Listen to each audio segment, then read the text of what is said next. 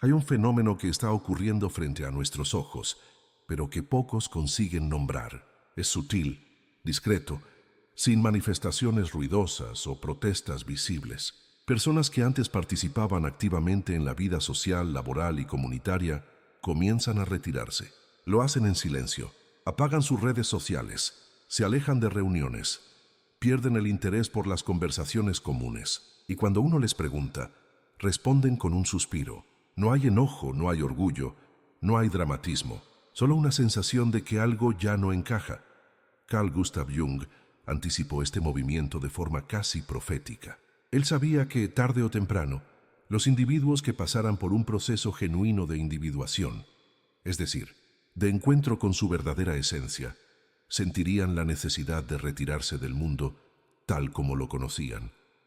No por desprecio, no por arrogancia, sino por una demanda interior. La psique les pide distancia, silencio, espacio. El alma necesita respirar. Para Jung, el camino de la transformación profunda no podía suceder en medio del ruido constante del colectivo. En sus propias palabras, quien mira hacia afuera sueña, quien mira hacia adentro despierta. Pero despertar tiene un precio, y uno de los primeros síntomas de este despertar es la incapacidad de continuar fingiendo. Fingir entusiasmo, fingir pertenencia, fingir interés. La máscara empieza a caer, y con ella se desmoronan los viejos compromisos. Este retiro no es una renuncia, sino un parto. Una retirada no cobarde, sino necesaria. Como la oruga que necesita separarse para convertirse en mariposa, quien entra en este proceso necesita aislamiento. No por misantropía, sino por salud psíquica. Es un éxodo silencioso que no sigue banderas ni doctrinas, porque no es ideológico, es existencial. Quienes están atravesando esta fase pueden sentirse profundamente solos, pueden dudar de su cordura. Se preguntan si hay algo mal en ellos por ya no soportar las conversaciones banales, las tareas repetitivas, los círculos sociales vacíos. Pero no hay nada malo. Lo que hay es un alma que se ha cansado de lo falso. Un alma que intuye que hay algo más profundo, más verdadero, y que ya no puede seguir ignorándolo. Y así, poco a poco, estas personas se van. Siguen viviendo entre nosotros, pero están en otro plano de percepción. No dejaron de amar la vida, pero dejaron de tolerar lo que la vida se ha vuelto. No dejaron de ser parte del mundo, pero ya no quieren ser parte del teatro. Se retiran no porque odien el mundo, sino porque necesitan comprenderlo desde otro lugar. Y desde ahí algún día quizá vuelvan, pero transformados. Este es el comienzo del camino, la retirada, el éxodo silencioso, no como una pérdida, sino como una iniciación. Para quien ha despertado a una conciencia más amplia, la vida cotidiana en la sociedad ya no es simplemente incómoda, se vuelve dolorosa. Jung comprendía esto con una lucidez pocas veces vista. No se trataba de una metáfora poética. Él hablaba de un dolor real, somático y psíquico, que se instala en el cuerpo y en el alma, cuando uno vive rodeado del inconsciente colectivo, sin poder volver a cerrarse los ojos. La mayoría de las personas transitan por la vida dentro de un estado hipnótico, una suerte de sueño compartido.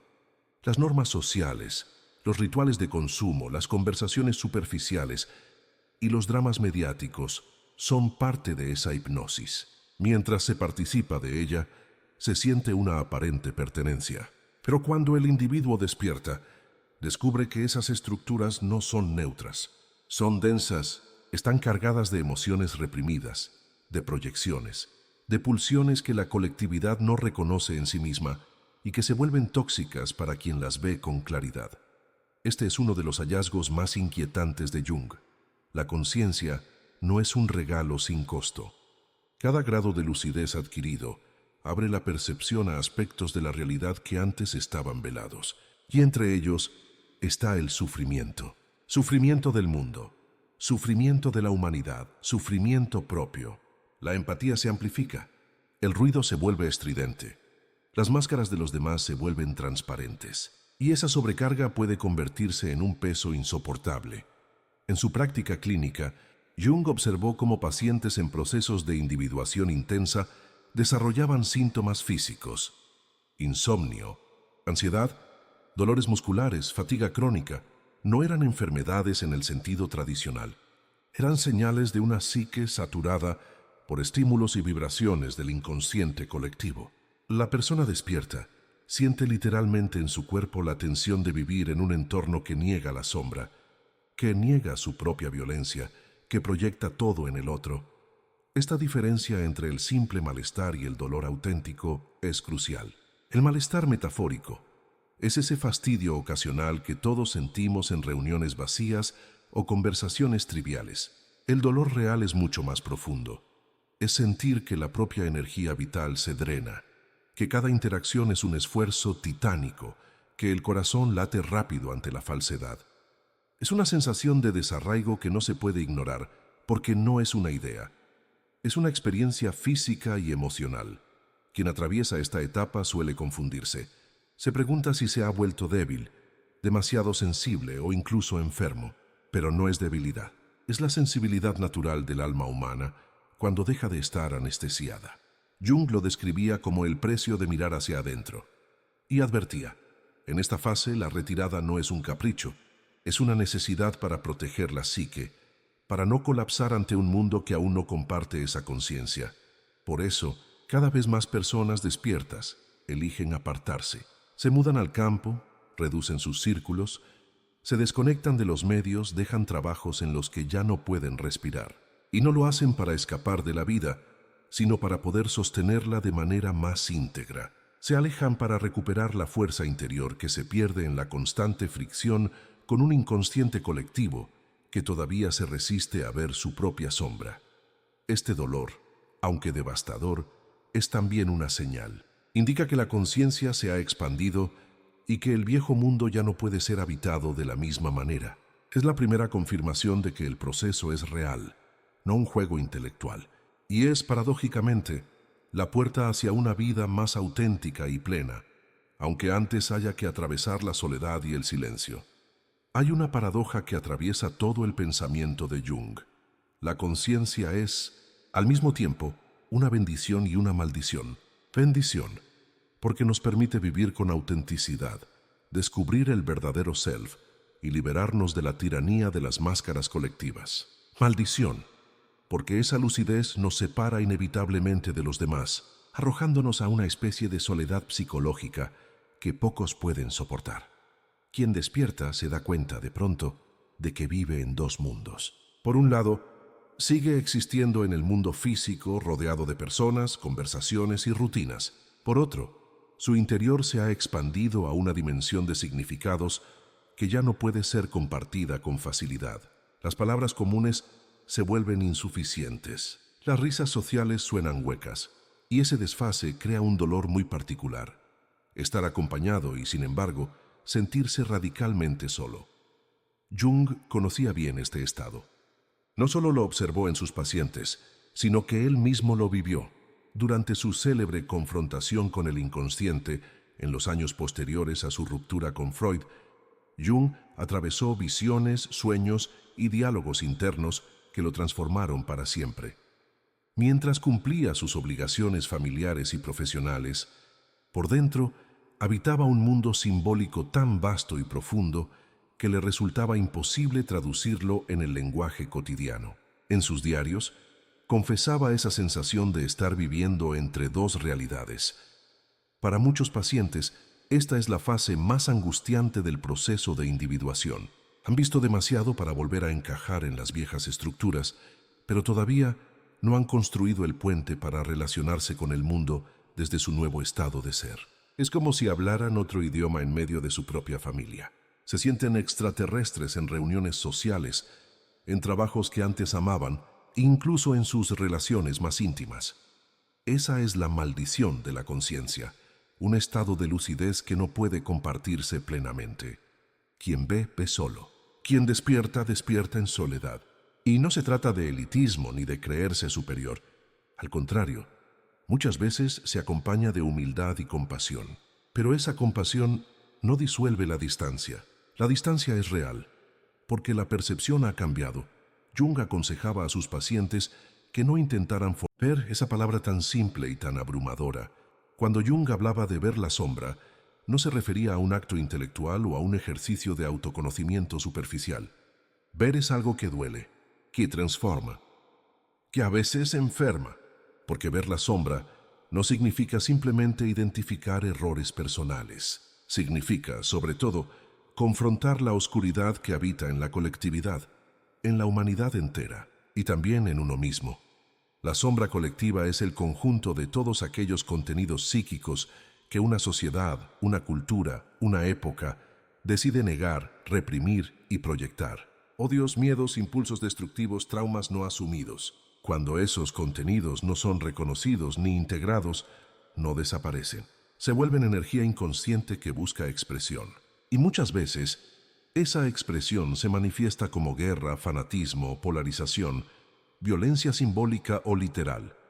Para la persona espiritualmente despierta, estas expresiones se vuelven insoportables, no porque sean nuevas, siempre han estado ahí, sino porque ahora se las ve con claridad. Ya no hay filtro, ya no hay negación posible, y ese ver constante, ese captar el odio oculto en los discursos, la violencia disfrazada de moral, la manipulación detrás del entretenimiento, agota, duele en el cuerpo, fragmenta el alma. Jung insistía en que todo individuo que quiera realmente evolucionar debe integrar su sombra personal, pero advertía que hay un paso más difícil todavía: soportar la sombra del mundo. Ver que lo que uno ha enfrentado dentro de sí, la arrogancia, el miedo, la destrucción, la mentira, también vive en la cultura, en las instituciones, en los sistemas de poder, y que la mayoría aún no está lista para asumirlo. Eso crea una tensión enorme, porque quien ha integrado su sombra ya no puede participar ingenuamente del juego social, ya no puede odiar a un bando y santificar al otro, ya no puede formar parte del teatro de las proyecciones, donde los malos siempre están afuera y los buenos son siempre nosotros. La persona consciente percibe el mecanismo, percibe cómo el inconsciente colectivo manipula, divide, envenena. Y aquí surge un dilema profundo: ¿cómo vivir en medio de un mundo que no quiere verse a sí mismo? ¿Cómo mantener la salud mental cuando todo a tu alrededor empuja hacia la negación, hacia la simplificación, hacia la ceguera emocional? Muchos de los pacientes de Jung describían una sensación de ver demasiado, de no poder apagar la visión, de estar en medio de una multitud y sentir con intensidad los conflictos psíquicos de los otros, incluso cuando estos no son conscientes de ellos. Ese tipo de sensibilidad, si no es protegida y contenida, puede volverse un peso demasiado grande para cargar. Y por eso tantos despiertos desaparecen, no como huida, sino como protección, porque saben que mirar de frente a la sombra colectiva sin descanso puede quebrar al alma. Necesitan retirarse no para negar lo que han visto, sino para digerirlo, para transformarlo, para no enloquecer ante la avalancha de proyecciones que la sociedad lanza constantemente sobre ellos. Esta retirada no es cobardía, es sabiduría, es la conciencia de que, para poder regresar algún día con una mirada lúcida y compasiva, primero hay que resistir el impacto de haber visto. Hay que volver al silencio, al bosque interior, al templo del alma, y allí poco a poco reconstruirse. Porque ver la sombra es apenas el inicio. El verdadero trabajo es no dejar que ella nos devore por dentro. Una de las rupturas más dolorosas y al mismo tiempo más liberadoras en el camino de la individuación es aquella que ocurre entre la persona y la autenticidad. Jung usó el término persona para describir esa máscara social que todos construimos para poder funcionar en el mundo. El rol de madre, de profesional, de amigo ejemplar, de ciudadano correcto. Una identidad funcional, necesaria, pero que no refleja todo lo que somos. En los primeros años de vida adulta, esa máscara suele servirnos. Nos da pertenencia, reconocimiento, seguridad. Pero llega un momento, y ese momento es inevitable para quien ha despertado, en el que la máscara comienza a asfixiar. Lo que antes parecía identidad se revela como disfraz. Lo que antes protegía ahora oprime, y es ahí donde nace el conflicto. Seguir actuando el papel esperado o escuchar la voz interna que clama por verdad. Este es uno de los puntos de quiebre más decisivos en la vida de una persona consciente. Porque dejar la persona no significa solo cambiar de trabajo o de estilo de vida. significa dejar de mentirse, dejar de fingir entusiasmo, dejar de pertenecer a grupos donde ya no hay resonancia. Es comenzar a decir no donde siempre se dijo sí. Y eso tiene un costo. Se pierde. Ser consciente cansa, pero no es el cansancio común de una jornada laboral o de una noche sin dormir. Es una fatiga existencial, una especie de desgaste sutil, acumulativo, profundo, que se instala en el cuerpo, en la mente, en el alma, y muchas veces ni los médicos ni los amigos comprenden su origen. Pero Jung lo comprendía. Lo había visto una y otra vez. Personas lúcidas, despiertas, emocionalmente maduras, quebrándose sin explicación aparente. La conciencia, decía él, tiene un costo energético altísimo, porque no es natural, al menos para la mayoría, permanecer despierto en un mundo que insiste en dormir. Estar consciente en medio del inconsciente colectivo es como estar en una sala ruidosa, con todos los sentidos expandidos, sin posibilidad de cerrar los ojos ni taparse los oídos. Todo llega, todo duele, todo se percibe, y eso agota. Quien ha atravesado el despertar espiritual o psicológico sabe de lo que hablamos. Basta entrar a un lugar lleno de superficialidades para sentir que la energía se drena. Basta una reunión con máscaras sociales, una conversación cargada de apariencias, para que el cuerpo comience a tensarse, la mente a dispersarse, el alma a retirarse en silencio. Este fenómeno tiene nombre: fatiga psíquica.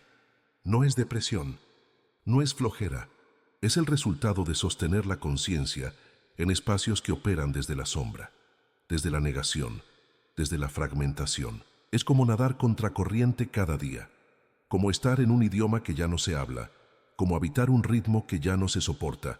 Jung veía esto en sus pacientes con claridad quirúrgica, personas con cuadros de ansiedad persistente, insomnio inexplicable, enfermedades psicosomáticas que no respondían a ningún tratamiento convencional.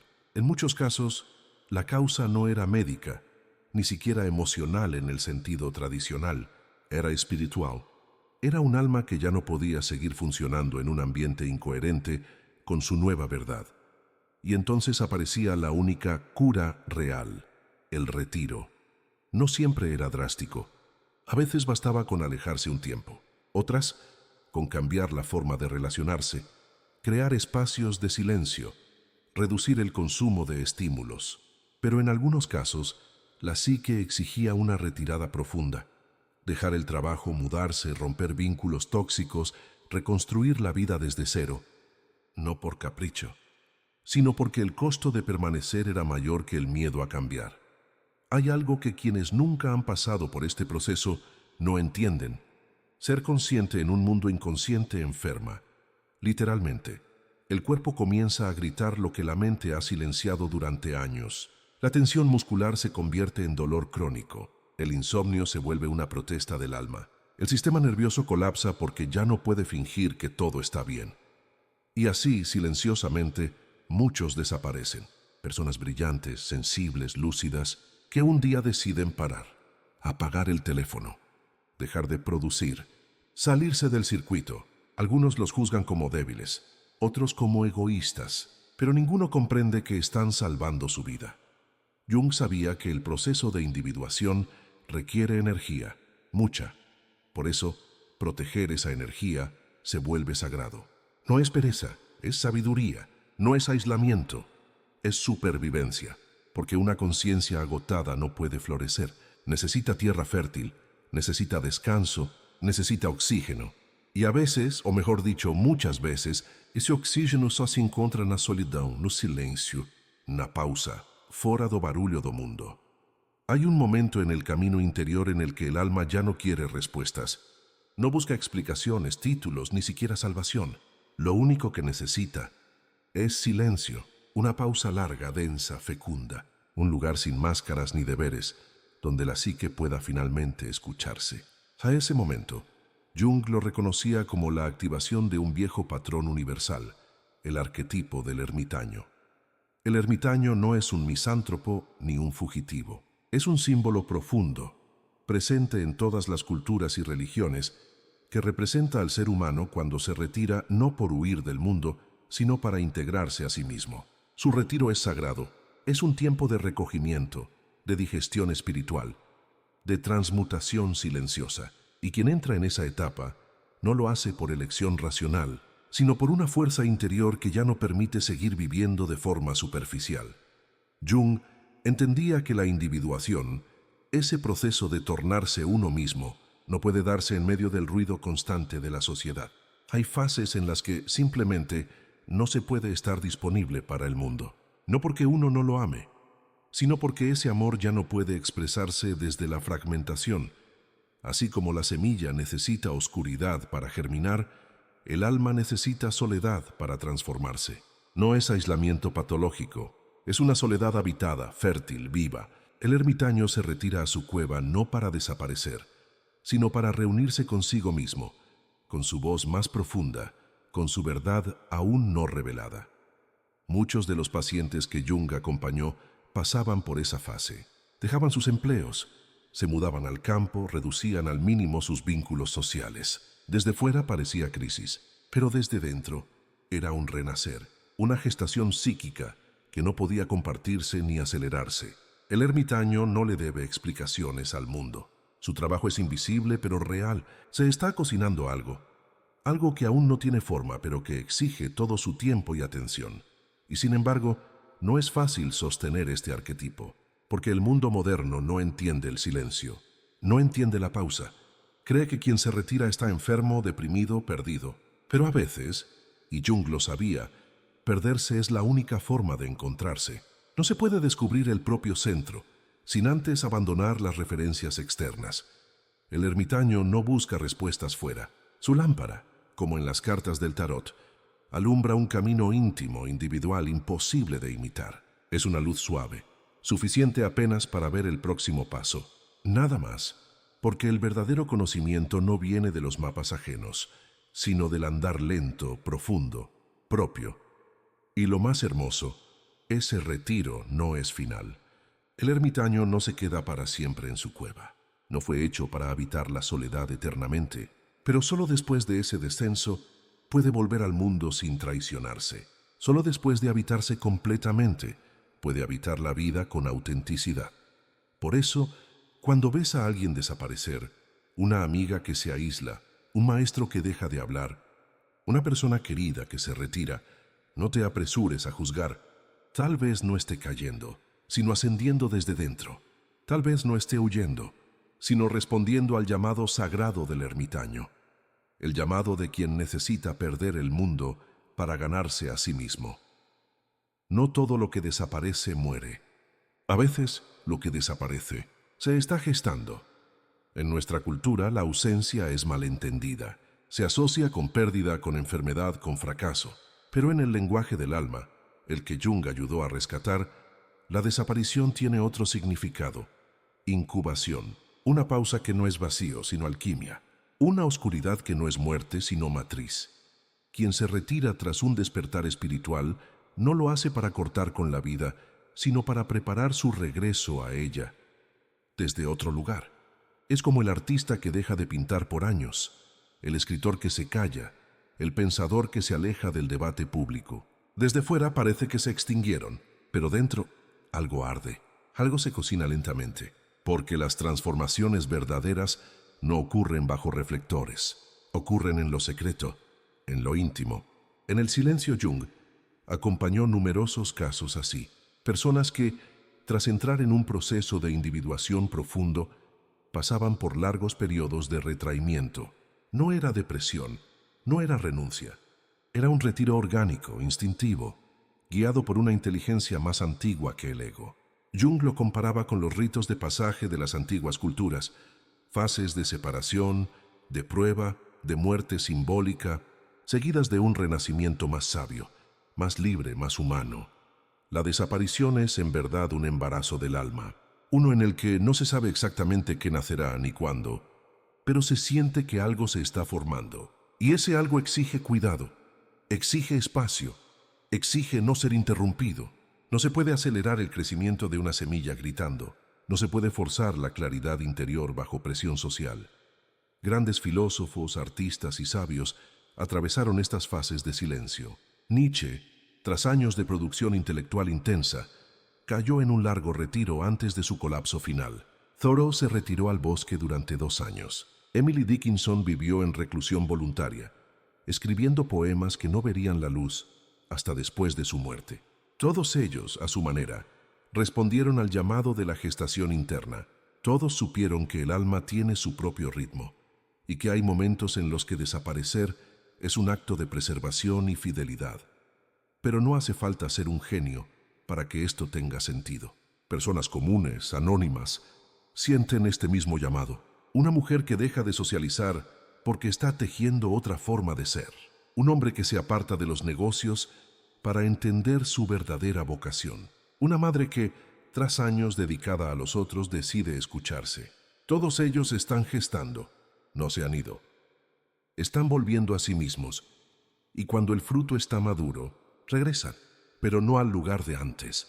Regresan desde otro centro. Ya no viven para agradar ni para encajar. No necesitan explicar su transformación, porque la irradian. Y aunque hablen menos, lo que dicen tiene peso. Aunque se muevan en círculos pequeños, su presencia deja marca, porque han encarnado algo real, porque la soledad les regaló verdad. La desaparición, entonces, no es un abandono. Es una elección de profundidad. Es el coraje de entrar en la noche oscura sin certezas, confiando en que algo, aunque aún sin nombre, está naciendo. Quien realmente se ha retirado não vuelve igual, porque o que se rompeu durante o silêncio, a velha identidade, as máscaras, os papéis impostos, não pode mais ser colado. E ainda que regresse à sociedade, aquele que passou pela travessia interior não volta ao centro do mundo. Volta às margens, e é desde ali que começa a viver de novo, mais leve, mais livre, mais fiel a si. Jung observava isso com clareza. O processo de individuação leva inevitavelmente à diferenciação. A pessoa não retorna para ocupar seu antigo lugar na engrenagem social. Não quer mais ser peça, nem símbolo, nem produto. Ela volta como testemunha, como alguém que viu algo essencial e que agora só pode viver em coerência com isso. Essa volta transformada tem uma característica profunda. Não busca destaque. Quem desperta não quer convencer, nem brilhar, nem doutrinar. Quer apenas viver em verdade. Que a verdade às vezes é simples. Uma vida mais calma, mais seletiva, mais presente. O novo lugar não está mais nos grandes palcos, mas nos pequenos círculos, nos encontros onde há escuta, nas relações onde há alma. Muitos dos pacientes de Jung voltavam à vida social com uma nova postura. Um deles, ex-executivo, tornou-se terapeuta e passou a atender silenciosamente em sua casa, à beira de um lago. Outra, antes uma mãe exausta e sem espaço para si, começou a pintar. E com o tempo, suas obras passaram a tocar outras pessoas de forma profunda. Nenhum deles voltou ao normal, porque o normal era o que os adoeceu. Eles criaram, ao invés disso, uma nova normalidade, mais alinhada ao que agora sabiam de si mesmos. É nesse ponto que muitos assumem papéis de guias, maestros, sanadores, mesmo sem nunca se nomearem assim. Porque aquele que tocou a própria sombra, que atravessou o deserto da solidão e sustentou o peso da consciência, adquire uma presença que transforma. Não precisa impor nada. Sua simples forma de estar já convida o outro à verdade. É a autoridade que nasce da vivência, não do ego. Jung dizia que a individuação bem-sucedida leva mais cedo ou mais tarde a um serviço. Não no sentido religioso nem heróico, mas existencial. A alma que se conhece profundamente deseja contribuir, deseja devolver algo ao mundo, mas sem perder a si mesma novamente. Por isso, quem retorna costuma permanecer nos bastidores, nas margens, longe dos centros de poder ou dos holofotes. Ali, longe da gritaria, é onde nascem as verdadeiras revoluções silenciosas. Esse retorno não é um final feliz hollywoodiano. Às vezes dói, porque nem todos aceitam essa nova versão da pessoa. Relações se perdem, espaços se fecham, mas o que se ganha não tem preço. Paz interna, inteireza, clareza e a possibilidade real de viver com o coração acordado, mesmo em um mundo que ainda dorme. Aquele que volta do seu exílio espiritual sabe, não se trata mais de ser aceito, trata-se de ser inteiro. A veces lo que más transforma una época no es lo que hace ruido, sino lo que sucede en silencio. Carl Jung lo comprendía con una profundidad casi profética. La verdadera evolución de la humanidad no ocurre a través de revoluciones políticas, avances tecnológicos o cambios de paradigmas ideológicos. Ocurre cuando un individuo cualquiera, en la intimidad de su alma, decide no traicionarse más, cuando elige mirar su sombra, cuando se retira del ruido para escuchar su verdad, cuando deja de actuar papeles y comienza a vivir de forma auténtica. Cada vez que eso sucede, algo cambia en el tejido invisible de lo colectivo.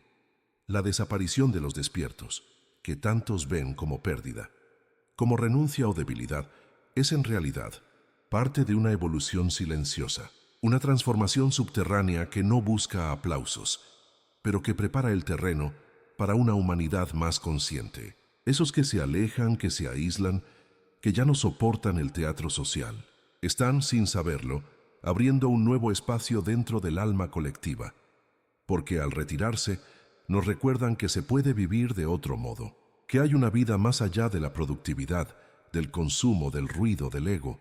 Nos recuerdan que el alma tiene un tempo diferente y que escucharlo exige coraje, que desaparecer no es morir, es transformarse, y que el mundo necesita más de eso que de cualquier discurso. Jung veía este movimiento como una necesidad arquetípica. No todos están llamados a desaparecer, pero aquellos que o sienten sabem que não podem mais ficar no lugar onde estão. Não é uma escolha racional, é um chamado. E atender a esse chamado não é uma fuga do mundo, é um gesto radical de responsabilidade com a própria alma. Por isso, se você que escuta estas palavras sente que está se afastando, se recolhendo, perdendo o interesse pelas formas antigas de viver, não está sozinho. Você está respondendo a algo maior, algo que talvez não possa explicar agora, mas que no fundo sente como verdade. Confie nesse movimento. Ele é sagrado e mais. Saiba que este retiro é apenas uma fase. Como em toda jornada arquetípica, a descida, travessia e retorno. O silêncio de agora prepara a sabedoria de depois. E mesmo que você nunca mais queira voltar ao centro, mesmo que viva para sempre nas margens, ainda assim, sua existência será farol para outros que virão depois, porque a consciência desperta é contagiosa, mesmo quando calada. E é assim, passo a passo, alma por alma, silêncio após silêncio, que o mundo muda.